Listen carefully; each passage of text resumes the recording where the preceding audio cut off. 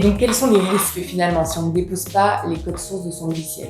Eh bien, ce sont les risques qui existent lorsque vous laissez votre porte ouverte lorsque vous partez en vacances. C'est un peu caricatural, mais c'est à peu près ça. C'est effectivement, si demain vous avez un salarié qui quitte l'entreprise, donc il peut quitter l'entreprise effectivement en n'emportant rien, ça c'est la meilleure solution, mais si effectivement il était le seul à savoir, on n'a plus rien. Mais c'est pas toujours le cas, il peut partir avec la caisse, donc avec le logiciel, et s'il part avec la caisse, la problématique c'est effectivement comment je vais arriver à démontrer que c'était bien un élément qui était dans mon patrimoine, que c'est donc ma propriété, et que l'action de ce salarié est, alors selon le cas, une contrefaçon, de la concurrence déloyale, du parasitisme, une violation de secret, une violation de son obligation de loyauté, etc. Enfin bon, il y a différents schémas juridiques qui permettent d'agir, mais en tout état de cause, à condition de pouvoir prouver que c'était bien à moi.